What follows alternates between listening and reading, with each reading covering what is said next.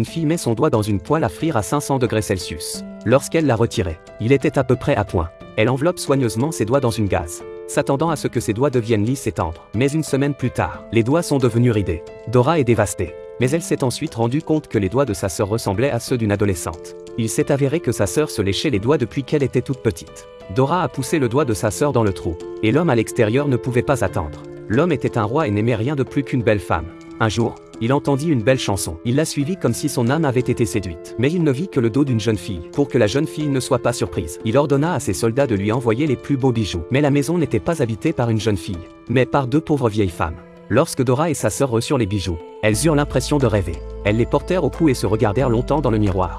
Mais au milieu de la nuit, le roi vint à la porte. Il voulait voir Dora. Sa sœur essaya de lui expliquer, mais Dora ne voulait pas laisser passer cette chance. Elle dit alors que l'adoration du roi la faisait paniquer.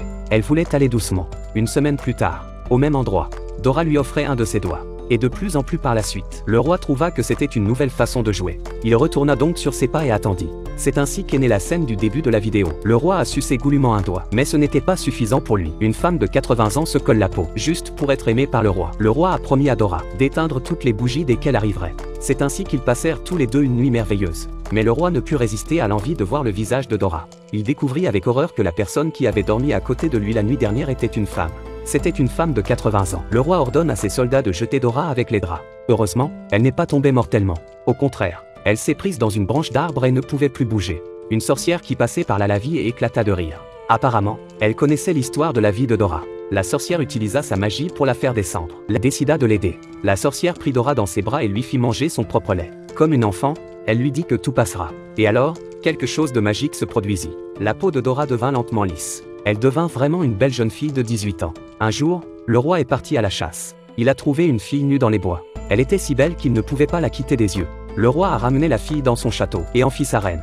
Il ignorait que la jeune fille s'appelait Dora. Dora reçut la vie qu'elle voulait et n'oublia pas sa sœur. Elle demanda à ses soldats de lui envoyer sa robe. Elle invita sa sœur au banquet et lui promit de subvenir à tous ses besoins à l'avenir. Mais sa sœur doit garder le secret sur la jeunesse de Dora. Mais la fête était finie et sa sœur ne voulait toujours pas partir.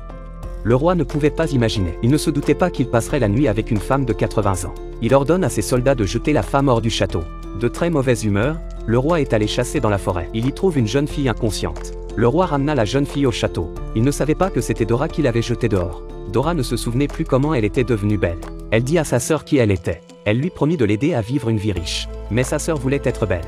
Elle voulait être belle et vivre la même vie que Dora. Elle voulait que Dora lui révèle le secret de sa beauté. Sinon, elle ne partirait pas. Dora avait peur de révéler son identité. Sous le coup de la colère, elle s'est mise à raconter n'importe quoi. Elle n'était belle que parce qu'elle s'était écorchée. Sa sœur a cru à l'histoire de Dora. Quand elle quitte le palais, elle trouve quelqu'un pour l'écorcher. Les autres pensaient qu'elle était folle. Jusqu'à ce que sa sœur trouve un boucher. Elle lui présente ses bijoux dans l'espoir qu'il l'aide. Après avoir vérifié la véracité des bijoux, le boucher l'a emmenée dans les profondeurs de la forêt. Elle pensait naïvement qu'elle pourrait elle aussi avoir 18 ans. Elle s'est retrouvée dans la ville couverte de sang, avec un visage inchangé. Et dans le château à ce moment-là, Dora s'est aperçue qu'elle vieillissait vite. La peau ridée s'étendait de ses mains à son cou. Elle s'est enfuie quand le roi ne regardait pas, et s'est réfugiée dans un endroit où personne ne pouvait la trouver.